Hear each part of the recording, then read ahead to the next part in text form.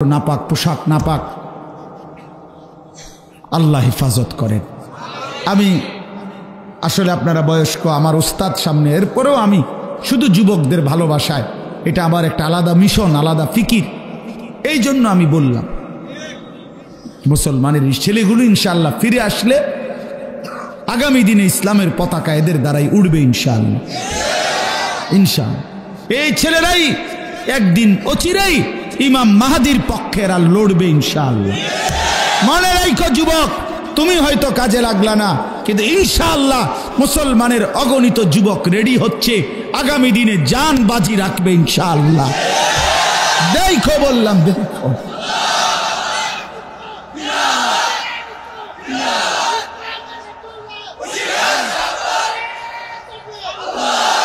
আমরা হতাশ হই নাই, আমাদের ওলামায়ে কেরাম হতাশ না, আমরা বলে যাচ্ছি ইনশাআল্লাহ।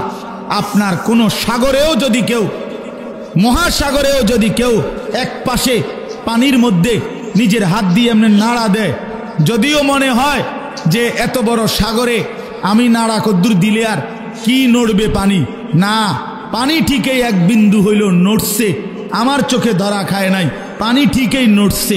অতএব যুবকের কলিজার মধ্যে কারো না কারো দিলে ঢুকবে ইনশাআল্লাহ, একদিন বদলাবে ইনশাআল্লাহ, বদলাবে ইনশাআল্লাহ, ফিরবে। আল্লাহ তাআলা তোমাদের সকলকে ইসলামের জন্য কবুল করে নেন। তো এই সাহাবীর আগ্রহের কথা বললাম, জীবন দিয়ে দিছে জান্নাতের আশা, এটাই সূরার তাফসীরের মধ্যে, তাফসীরের কিতাবে আছে। এবার তরজমাটা শুনেন। আল্লাহ তাআলা এখানে শুধু একটা কথা মনে করাইছে। আল্লাহ তাআলা আমাদেরকে বলছে, বান্দা, একটি লম্বা সময় ধরে আমি আল্লাহ তাআলা এই পৃথিবীতে ধীরে ধীরে প্রসেসিং করে তোমাকে বানিয়েছি, প্রতিটা মানুষকে আমি বানিয়েছি। মানুষকে আল্লাহ তাআলা 7টি স্তরে বানিয়েছেন। 1 নাম্বার মাটি, 2 নাম্বার বীর্য, 3 নাম্বার জমাট রক্ত, 4 নাম্বার গোশতের টুকরা, 5 নাম্বার হাড্ডির খাঁচা, 6 নাম্বার গোশতের আবরণ, 7 নাম্বার রূহ ফুঁকে দিয়ে মায়ের পেট থেকে বের করছেন। এই 7টি ধাপের মধ্যে আল্লাহ বলেন, বান্দা, প্রথম মাটি। এবার মনে রাখো, মাটির যেই অস্তিত্বের মধ্যে তোমার অস্তিত্ব ছিল, সেটা তুমি 1 মিনিট চোখ বন্ধ করে ভেবে দেখো, কত লম্বা সময় ধরে মাটির মধ্যে আমি আল্লাহ তোমার অস্তিত্ব সংরক্ষণ করেছি, সেটা পৃথিবীর কেউ জানে না, শুধু আমি জানি।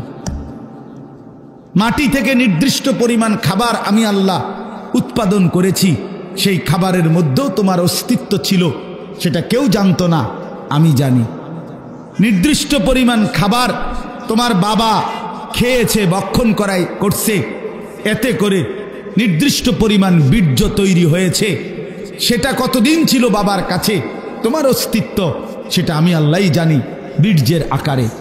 এরপরে বাবা মায়ের মিলনে স্বামী স্ত্রী উভয়ের মিশ্র বীর্য একত্রিত করে একটি নির্দিষ্ট জায়গা রেহেমে জরায়ুতে আমি আল্লাহ স্থাপন করেছি তোমাকে তৈরি করার জন্যে, সেটাও কেউ জানতো না। 10 মাস তারপরে আবারও মায়ের সেই জরায়ুতে আমি আল্লাহ ধীরে ধীরে এই জমাট রক্ত, গোশতের টুকরা, হাড্ডির খাঁচা, গোশতের আবরণ, চোখ, নাক, কান, হাত, পাও দিয়ে একদিন মায়ের পেট থেকে আমি আল্লাহ তোমারে এই পৃথিবীর আলো দেখাইছি।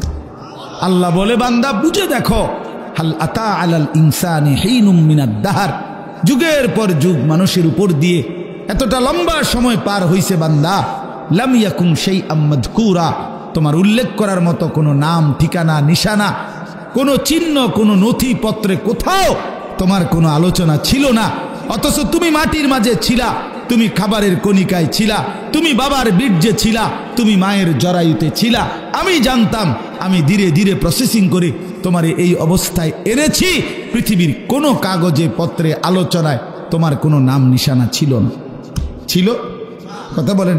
একজন উচ্চশিক্ষিত ব্যক্তিকে, যিনি কম্পিউটার, ইন্টারনেট, অনলাইন, গুগল এগুলো খুব বুঝে মনে করেন, ওনারে বলেন আগামী 30 বছর পরে কোন মাটির কটিকা থেকে কোন মানুষ তৈরি হবে, এটা বলে দাও, পারবে কোথাও? গুগল সার্চ করলে এটা বের হবে না, কোথাও নাই। আল্লাহ বলেন ইন্না খালাকনাল ইনসানা মিন নুতফাতিন আমশাজ। এই নুতফাতিন আমশাজ মানে হলো স্বামী স্ত্রী উভয়ের বীর্য একত্র করে আমি আল্লাহ তাআলা জরায়ুর মধ্যে স্থাপন করে আমি আল্লাহই মানুষকে সৃষ্টি করেছি। সুবহান। এখন প্রশ্ন হইল যে এই যে লম্বা সময় মাটি, খাবার, বীর্য, মায়ের জরায়ু, এরপরে 10 মাসের ধীরে ধীরে এই প্রসেসিং, আল্লাহ বলেন এতটা লম্বা সময় ধরে আমি আল্লাহ যে তোমারে ধীরে ধীরে বানাইলাম, এই পর্যন্ত আইনা মায়ের পেট থেকে পৃথিবীর বুকে আলো দেখাইলাম, কথা বলার শক্তি, হাত নাড়াইবার শক্তি, চিন্তা করবার শক্তি সব আমি দিলাম। তুমি কি একটা বারো ভাবলা না যে আল্লাহ এত দিন লাগাইয়া এত সময় ব্যয় করে এত সুন্দর যত্ন করে আপনি আমারে কেন বানাইলেন? এই আমার কথা শেষ, আর অল্প, এই 5টা মিনিট লাগবে না। বলেন এই কথা কি ভাবা উচিত ছিল না ভাই? কথা বলেন না, এই কথা ভাবা উচিত ছিল কি না বলেন? তো কেন ভাবলেন? ওই যে ওই অপদার্থ, এই বেটা অপদার্থ, তুই বেটা উঠে যা বেটা। আরে বেটা তোকে বলছি বেটা, এই গঞ্জিওয়ালা। আবারও সে পিছনে তাকায়, কি পরিমাণ অপদার্থ দেখছেন? মোবাইলটা নিয়ে যে তুমি বারবার ছবি উঠাও নিজে নিজে, পাগল। হ্যাঁ হ্যাঁ, না না, 2-1জনের বোঝা উচিত যে এতটা বড় ব্যাককল। ভেবে দেখেন কারে বলে, কি গরুরে বলে না ছাগলরে বলে তাও জানে না। চল বেটা জিন্দিগি এভাবেই চালা। এই জন্য বললাম, আল্লাহ তাআলা বলে বান্দা তুমি কি একবারও ভাবলা না, তুমি কি একবারও জিজ্ঞেস করলা না যে আল্লাহ এত যত্ন করে এত সুন্দর করে আপনি আমারে কেন বানাইলেন এত সময় লাগাইয়া? তো আল্লাহ তাআলা এই কথাটার উত্তর দিচ্ছে যে বান্দা যদি তোমার দিলে ভাবনা আসে যে আমারে আল্লাহ আপনি কেন বানাইলেন, তো আল্লাহ বলেন উত্তর দিচ্ছে কেন বানাইলাম শুনো। এই লম্বা সময় যুগের পর, এই সূরা দাহার, দাহার মানে যুগ, যুগ যুগ ধরে লম্বা সময় পার করে আমি আল্লাহ মানুষকে সৃষ্টি করেছি কেন? নাবতালিহি, পরীক্ষা করার জন্য। কি করার জন্য বাপ? সবাই বলেন, আবার বলেন, আবার বলেন, আবার বলেন, পরীক্ষা করার জন্য। নাবতালিহি লিয়াবলুয়াকুম লিনাবলুয়াহুম ওয়ালা নাবলুয়ান্নাকুম ওয়া নাবলুকুম। এই সবগুলো কোরআনের শব্দ, অর্থ হলো পরীক্ষা করার জন্য, পরীক্ষা করার জন্য, পরীক্ষা করার জন্য, পরীক্ষা করার জন্য। আল্লাহ বলছে বান্দা বানাইছি পরীক্ষা করার জন্য। এখন কি পরীক্ষা, কিসের পরীক্ষা করবেন মাওলা? তো আল্লাহ বলেন তুমি জানো বান্দা শোনো, ঘটনাটা হইল এই, আমি তোমার এনে থাকতে দিতাম না, তুমি চাইলেও না, না চাইলেও না। সুখে থাকলেও তুমি এনে থাকতে পারতা না দুনিয়ায়, দুঃখে থাকলেও তুমি এখানে থাকতে পারতা না। মূল ঘটনা হলো বান্দা আমি তোমারে অস্থায়ী এই দুনিয়ায় অনির্দিষ্ট কয়েকটা দিন তোমার জন্য রাখমু, পুরা টাইম স্থায়ীভাবে তোমারও থাকতে দিব না, দুনিয়ারও থাকতে দিব না, কিচ্ছু রে না দেবো না আমি, এটা চাইলেও না, না চাইলেও না। জীবনে হাসলেও তুমি মরে যাইবা, কাঁদলেও মরে যাইবা।